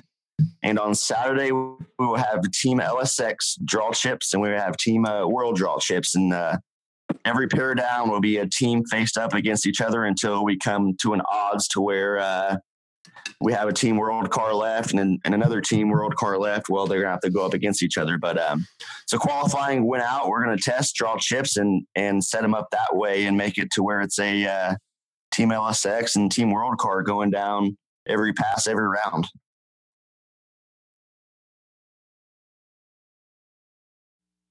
I'm looking forward to that. That sounds awesome, and I think you're right. It's years overdue. So you see, Justin does a good job with the LSX versus the mod class in most of his streetcar events, and I went to the one in Heartland Park last year, and there was a good showing for just that class alone, and all those cars, were fast for what they were. And I was like, once I saw it, I believe it was, I don't remember what the exact date was last year. It was late summer, early fall. And that's when the gears started getting ticking. And I told Maddie, I was like, we've been talking about it. Why don't we do it? I said, they had over 20 cars in that class just in Topeka alone. Why don't we go ahead and pull the lever and try to get this going? And the response to it was really well. I have racers from Texas, Oklahoma, Nebraska, Missouri, Iowa, Washington, Wyoming, and I have one coming from New York. So the buzz is there, and like you said, awesome. I think it's really long overdue, and it should have been something that I should have pulled the plug on, pulled the lever on a long time ago. And I wish I would have, but I'm glad I waited to get more, to learn more, do more of the no prep stuff with Maddie and help her with that. It kind of helps me as a promoter learn a lot from her. So I think the time was right doing it just now. So Maddie is the track manager at KID, right? Kansas International. Yeah, correct. Yeah. She's the track manager there. And, without her, I don't know where I'd be, because as a first time promoter, I would fucking be. She's lost. fun to follow around on Facebook, man. You can tell that's a busy job managing a track. Holy crap. Yeah. And we tried for this event wise, we try to split 50-50 to where we're doing half the work. We're not being killed and drained by, racers messaging each other all day long. That's all we get, and then we gotta worry about the spectators asking questions and the sponsors and dealing with them and whatnot. So we kind of split it down the middle, and it's made things a lot easier, a lot less stressful, and it just works really well.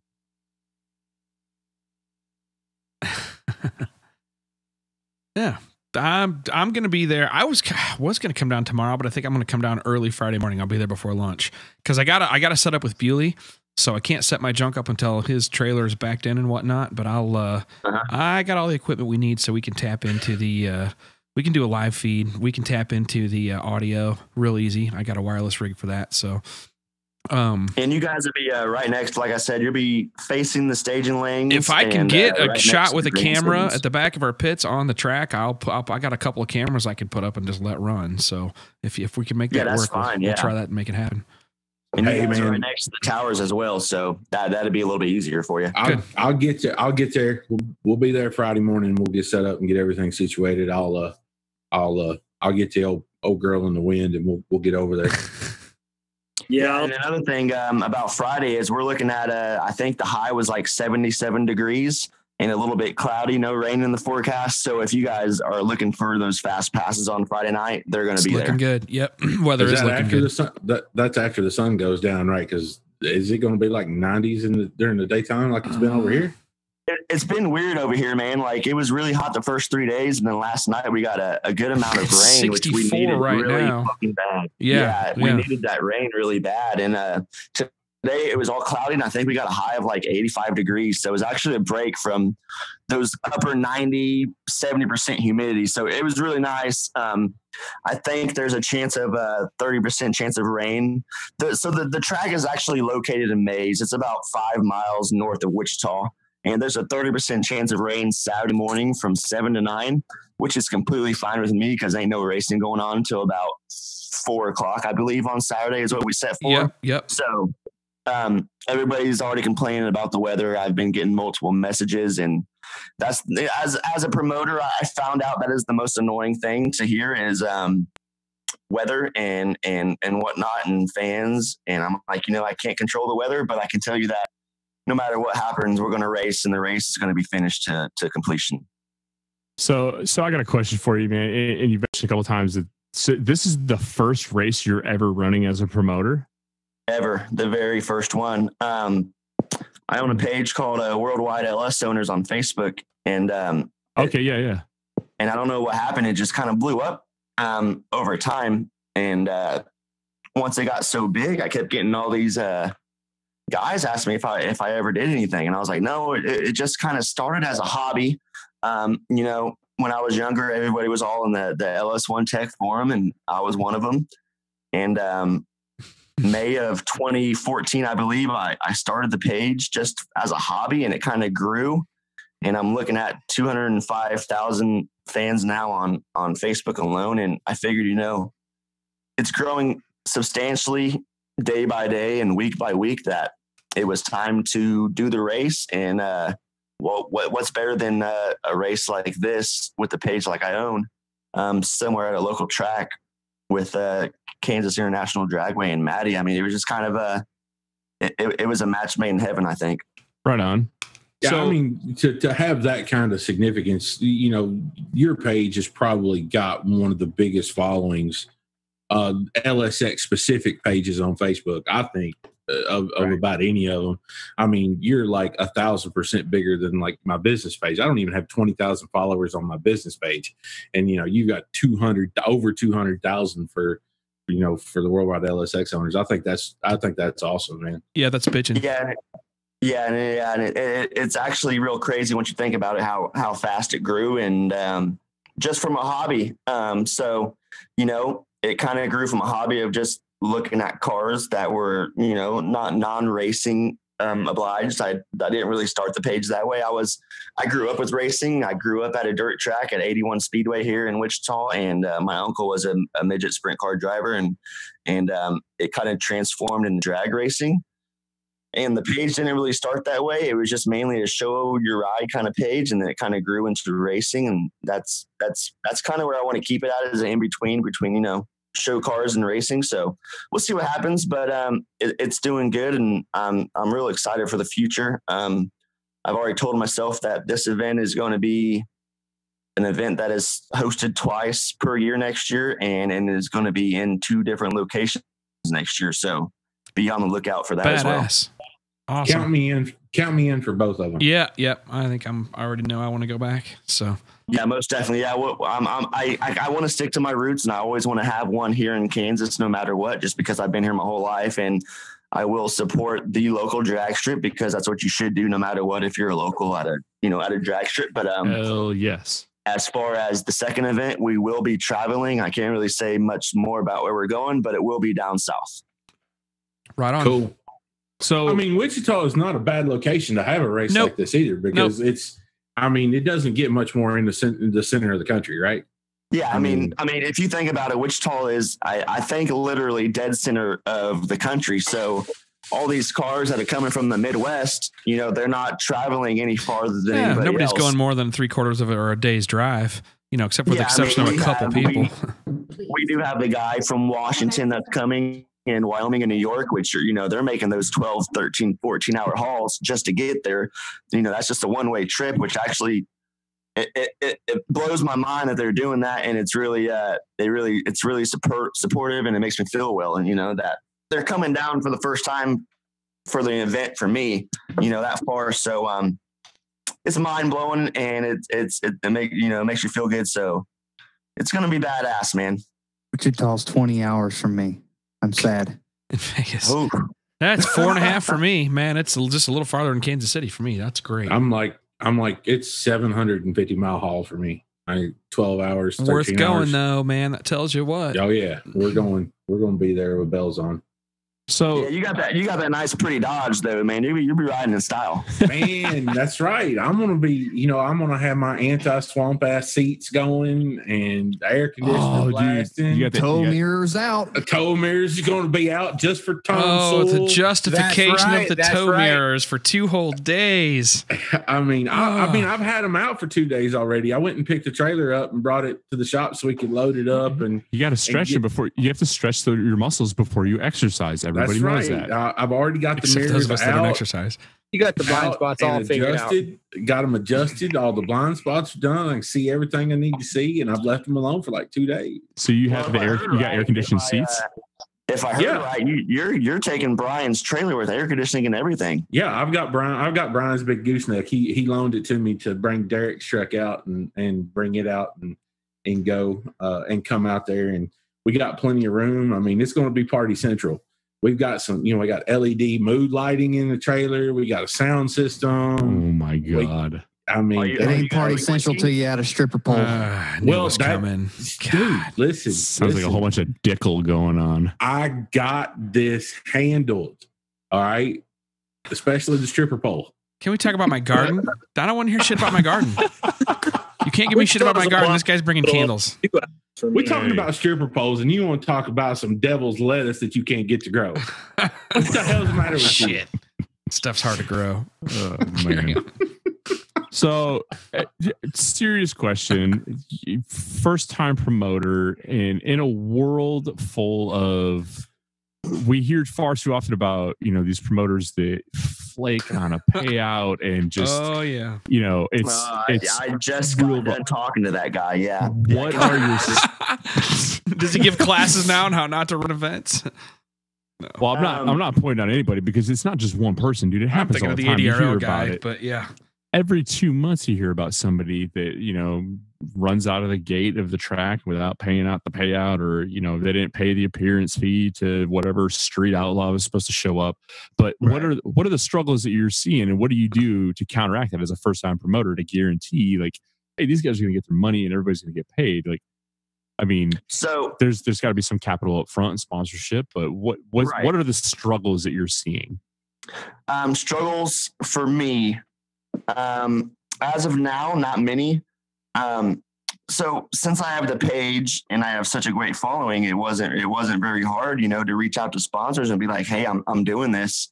But I'm teaming up with Kansas International Dragway to bring this event. And, I will never, ever, even though this is my first event, I would never run an event or host an event that wasn't guaranteed payouts. Every single payout that we have for every class is 100% guaranteed. I have all the money up front.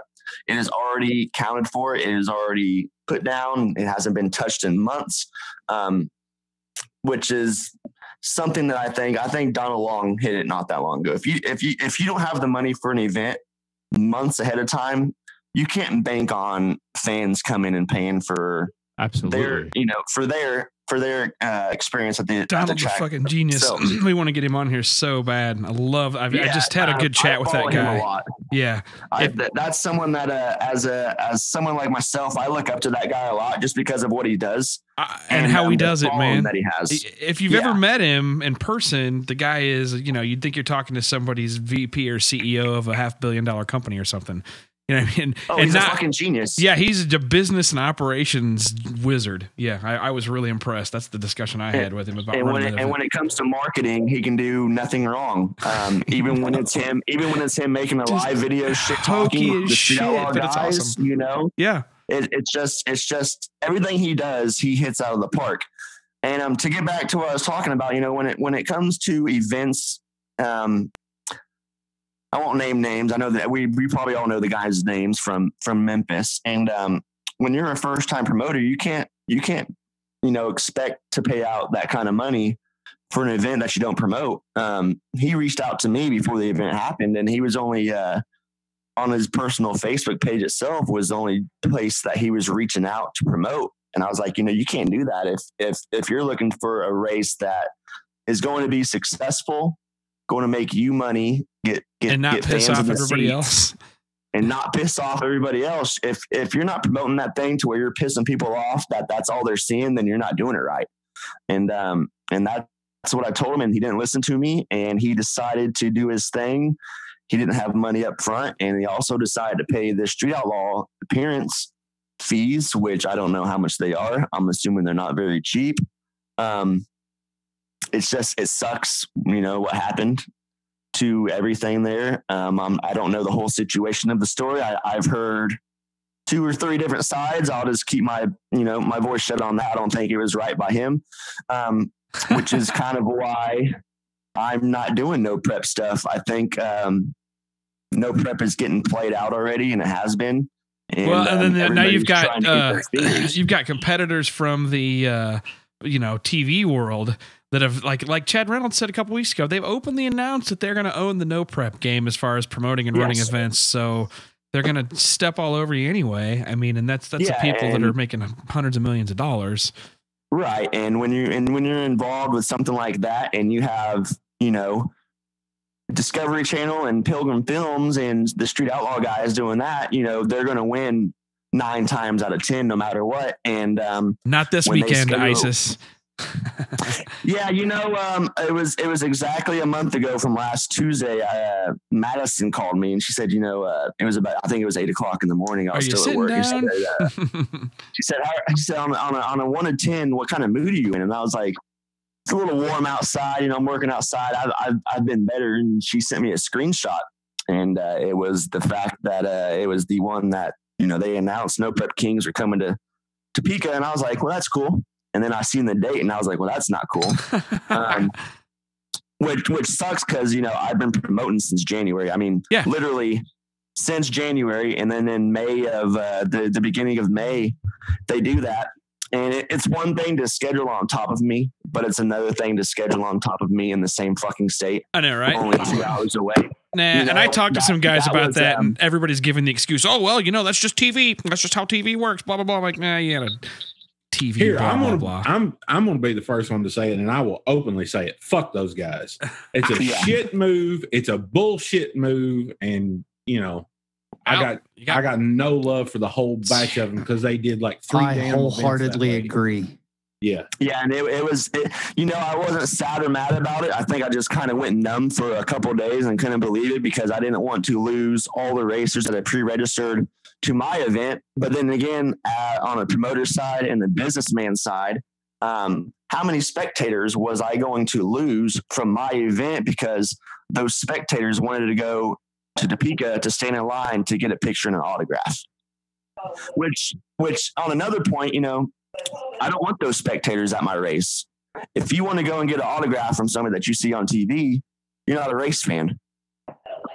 Most of those guys that go to those No Prep Kings and Armageddon, a lot of those guys don't watch the races. They're standing in line waiting for that T-shirt to get a signature. And I don't want that at my race. I want race fans to come to my race to experience what I've done since January, the heads up racing that I got.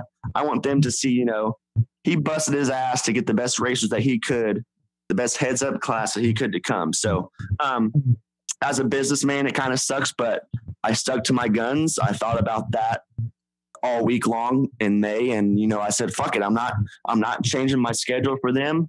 I'm not pushing anything back. I'm not canceling anything. I'm sticking to my guns. And I actually think the racers and the fans, respected that. And I have lost absolutely no racers to No Prep Kings. That's good. That's awesome. We, like I said, we're committed. We're coming down. So it's going to be a very large regional event for us. So that's looking forward to it. Your race. So it's going to be cool. Right. Yeah. And I appreciate all you guys, John stepped up as a sponsor. You're coming out and doing your thing to promote the race even more. Brian sponsored. I mean, I've had sponsors on board since March, and I've even got sponsors, that I have talked to last week that I've jumped on board just to help them out and help me out. So it's been overwhelming amount of support, to say the least, and it's nice. It's definitely nice. Yeah, it's a good thing to see. Yeah, it's definitely needed when you got people like No Prep going on, No Prep Kings and Street Outlaws, when they have Discovery Channel money to throw around. And then you got little local companies and other promoters that, they rely on sponsors for payouts and fans and racers and stuff. So it's definitely helpful. Yeah, but like you said, man, you got guaranteed payouts. You're not relying on the gate to pay out your awards or your class winners. So it sounds like you got a good handle on what you're trying to do here. So it's good to hear, man. I look forward to seeing the results of this event. Yeah, I appreciate it. Yeah, for sure. I've been to the track, often, and I've helped with No Prep Mayhem enough that, if you don't have guaranteed payouts, then you're not going to have a good time at your own event trying to make everyone else have a good time. You're stressing about payouts. You're stressing about getting the guys paid. And I didn't want none of that. I wanted all the racers to know that if you're coming to my event and you're driving that far to come race, to have a good time, to bring your family, to enjoy yourselves, then no matter what, you're going to get paid. And that's what it boils down to. If racers are spending their hard-earned money to come down to your race, you need to make sure that they're going to get paid no matter what. A lot of people forget the spectator side of it. A lot of these guys, they're working guys. They probably want to be racing. They probably have just enough money to bring their family out and spectate, and there's no cars that show up. So it hurts both sides of the fence when these guys do this shit, Yeah, for sure. And that's another thing that I wanted to keep in mind during the race is, sometimes out there, families are struggling to make ends meet. They want to go out on a weekend, just once a month, enjoy themselves with the family. And that's what we kind of have going is, kids 12 and under are free. You can get a weekend pass for $25 to where you get a full night of racing on Friday. You get a whole full day of racing on Saturday, which is probably going to go late into the night, early in Sunday morning. Why not let these fans come out and enjoy themselves with $25 a person to get a day and a half worth of racing, almost 2 days. So, you can go to No Prep Kings and spend $45 on a weekend pass and see those same guys racing on TV week in and week out, and they're only racing the same people all the time. Or you can come to my race, see guys who are traveling from hours away, who are not on TV all the time, but have faster cars or just as fast cars, that are heads up guys who don't make the money like they do, but they put their heart and soul into their cars. So why not come here, spend a little less money, have more fun, enjoy yourselves, blah, blah, blah, blah, So get to see a lot more wide variety too. Yeah. Oh man, we have an index. We have 2 index classes, a 10 and 11 second index, which is, it's kind of catered to the local guys. We have a lot of local street races here that have 10 and 11 second cars. So I was like, we need to get those guys into an event like this to where they can enjoy the fact that they're racing the same event with the guys, as Dwayne Biddle and Leah Oaks and Riley Windhorse in the Torch 2.0. So we got that covered. We have the Outlaw Door Slammer Showdown, which who doesn't love seeing, like I said, 4,000 horsepower pro mods going down the track. And then, we have the 3 shootout classes, which I dare to say that this might be a bigger event than No Prep Mayhem car count wise, and seeing how it's going to be a prepped track and the weather is going to be really nice and cool. There's going to be some fast fucking cars going down that track this weekend. We are looking forward to it. For sure, man. I was nervous for the longest time, but I think leading up to it and getting everything ready and knowing that I'm ready, it's getting exciting. And, Leah Oaks is actually racing for the first time at my event. So that's something to look forward to as well, as she'll be having that lead sled going down the track for the first time this weekend. How's the prep going to be? It'll be a light prep. I'm not going to go out there and fucking lay down so much prep that a radio car is going to go out there and run a personal best. I wanted to cater to an in-between crowd, a no prep crowd and a radio crowd, so I'm not going to go out there and lay prep down all day. I'm not going to go out there and lay prep down between every round or between every class. Make it light as I can, because most of the guys are going to be no prep racers. And I still think they're going to be fast, man. It's just, it should be real fast. I'm looking forward to it. Yeah. I mean, Dwayne's going to be probably the fastest guy there, I'm assuming, and I'm really looking forward to him making some solid hits. Cool. Oh, Derek Kelly's coming now. Don't forget that. Yeah, he messaged me last week and was asking me about it, and he asked if he can join the team, and I was like, "You just show up to the gate and you're in, man." Yeah, I told him I was coming, and he said he would come out and support it. And he's a good dude. He's got a fast car. Bam Bam's gonna put on a show. He's I'm glad he's on my team and not Team World. That's for sure. Me and Maddie got a little thing going on with Team LSX and Team World, which is also, something that we can shit talk about, stir the pot, and make the fans a little bit more excited about it as well. I mean, as well as the racers. I mean, Dwayne's already on there talking shit. Derek's talking shit. We got a couple small block Ford guys talking shit to each other. I think it just makes the atmosphere better and more fun for everybody. So Madison's Team World. Yep. Oh, Madison's Team World. Her dad, Steve Ash, he's all about that small block Ford and mod motor power, man.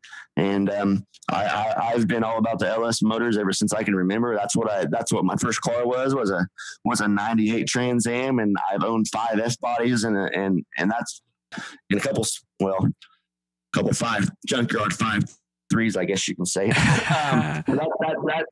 That's been my doing for ever since I was a kid, So, and that's kind of where the page came from. So that's where I kind of took it for the event. So I think having 2 teams going up against each other, it stirs the pot and it creates a buzz. I was razzing my buddy Zach Freeman because he found out I was coming out there, and he lives in. He's going to be in New York this week. I was razzing him. He found out I was coming to Wichita. He's like, "Yeah, you would come to my backyard and play the weekend. I'm stuck in New York on a job." And I just told him that was just God's way of protecting my reputation and keeping me from hanging out with a damn mod motor guy while I was in town and tarnishing my reputation. I saw those comments yesterday. He needed a sticker, and he was going to put your sticker on there and have a mod motor sticker next to it or something. That's going to be weird. Hey, I already work on a couple of mod motor cars. It's all right. I don't know how many mod motor cars are going to have it. I'm going to have exactly at the race. I'm sure a couple. I'm not worried about them. More chains than brains. Yeah, that's correct. If I'm worried about anybody, it's those pro charge small block Ford guys. So we'll see what happens. I think it's going to be fun. Would Larry Larson's truck be legal if he was on 28-inch tires? Yep, as long as he ain't got no bars. Just check. That's another thing is I didn't want rules, to factor into the race. If you're gonna come out on a 28-inch tire and no bars, you're gonna fucking send that shit on my track, and you're gonna be on Team World or Team LSX, and you're fucking good to go. I don't. There's too many fucking rules going on in the events nowadays. Yeah, for the size of the event, it's gonna be good. You have a good turnout car count for each class. I think that's fine. Yeah, I mean, I don't give a fuck about your wheelbase. I don't if you're on a 28 and you ain't got no bars, send that shit because you all have to get down the same track equally as fast. So that's just how I saw it, and I think that was better racing for the fans as well. Well, I'll be down there Friday. And I was hoping to bring the TT Cobra with me, but they didn't get the transmission back in time. Damn them. So you're not going to be racing? No, I mean, we'll have the golf cart, of course, in the golf cart race, but we'll see how many participants I can get for that. When I have the drivers meeting on Friday for the 2 shootouts, I'll kind of get a perspective of everybody because I'm sure they'll all have pit vehicles with them, and then on Saturday we'll see if we can smudge that in somewhere. And one of my guys is bringing down his Cobra, and good. But the TT Cobra, we turned it up to like 26 pounds of boost, which is like 1,400 horsepower, and blew the transmission out of it. So shocking. Almost makes as much horsepower as a junkyard 5.3. Hey, I don't know, dude. On his dyno and at the wheels, that's pretty legit, man. That's his dynos aren't the friendliest game in town. Oh, I know. The turbos that are on this car have not been out of the car in the last 10 years. So this TT Cobra, it won Nitto King of the Street back in 2009. And man, I can't believe you still got that car. Yeah. Well, it's not my car. It's okay. Tom Darnell's car. I just race it and maintain it, and whatnot. And the technology that's in the car, it still has the Big Stuff 3. It's actually got 4 systems. It's got the Big Stuff 3. It's got the stock PCM. It's got the hyper control, and it's got the US shift. So it's got a bunch of different systems in it. Might be time to consolidate. I have been trying to get the Holly in that car for years, and it needs it. So. Just throw on one of their injector drivers, and you can have like 6 systems in there. Right. Yeah. It already has the best boost controller on the market. Right. Yeah. I put that in there about 2 years ago, and that really changed the game for that car. What, a solid spring? No, the hyper control. Oh yeah, Joe's box. Joe O's box. Best boost controller on the market. Really? Hands down. Yeah. No, we used it a bunch of the Radio Versus the World and Pro Mod guys that I saw were using it, but they were doing it before I got there. Yeah. You can. The car weighs 3,800 pounds with me in it. It's still an IRS car. It'll pull tire on the street. We need to get Mr. Oplowski on the show then. That's a good call. He would be a good He'd be awesome. He's really cool. Yeah. Now I talk to him a couple times a year. I manage a phone call with him for some reason or another. But good dude. Now that's interesting. I like the hyper control stuff recently. Too. Him and his boy. Big shout out to him and his boy Greg Hurlbert. Yep. Mo, I'm sorry that happened to you, but I am happy that happened to you there and not sitting at my track blown up. Yeah. That's not fun to clean up on a track. Yep. 4R70 parts. Yep. That's what happened during no prep, and we had 2 hours of downtime. That sucks. But we will have Mo set up too, and we'll get your nitrous kit for Nano to give away on Saturday and get that all set up as well, and John's cam giveaway too. So we got a lot of giveaways. That's another thing, I wanted to give back to the fans is all these giveaways we got going on. Everybody likes free shit, and why not have badass shit from the best guys in the business. Can you have a cam cannon, like a t-shirt cannon, and just shoot camshafts into the crowd? Only if you're the one I get to aim it at. Thunk. Not endorse cam cannon. We cannot endorse a 25. Thanks, Bill. Bill keeping us straight. No, not happening. But yeah, we're gonna and it's not just any cam that we're giving away at the race. We're giving away a full-blown custom design cam. So you're not even getting a shelf piece if you don't want a shelf piece, but we're going to do, you get me designing a camshaft for your combination from scratch from the start and giving you something that's absolutely perft. $24.99 value, yours free. And that's what I've been advertising on the event pages. It as BTR is giving away their cam kit, which is going to be something that you slightly can better than Bewley's. No, just kidding. Oh, wow! I'm joking. I was like, the can that you're gonna get from Lil Jon it's not gonna be a can that you can pick up off the shelf if you don't want to. It can be specific to your build, your power adder, whatever you need. And I was like, it's like almost a $700 value. So that's a big giveaway for some fucking lucky guy to win. Full-blown custom cam. That actually is going to be a sweet deal. I like that. Yeah, we give away. I do that a lot just as a little something to give away. It's just a little something better than just an off-the-shelf piece, Yeah. And we gave them, we did one for the DBR 10-year anniversary. My dealer, DBR Hot Rods down in Spring Hill, Tennessee. Is that Jonathan Coleman? Jonathan Coleman. Yeah, shop. buddy. Yeah, the shop he manages. I know Jonathan. My buddy Jonathan. Yep. We did a giveaway for a custom cam there, and I still have yet to hear from the guy who won. So, Jonathan, or the guy who won the camshaft at the DBR anniversary show, free shit. Give me a call. Get in touch. Let's get you taken care of. No. I'll take it. Yeah, I bet you would. I told you I'd take care of you anyway. All I got to do is call. I heard it was a little more than call. Oh. You got to call and talk softly to me. He said something about like looking at his, like checking out his dickle. I don't know. That's just lame. That's just. Hey, look at what time it is. 10 o'clock. What a great note to end on.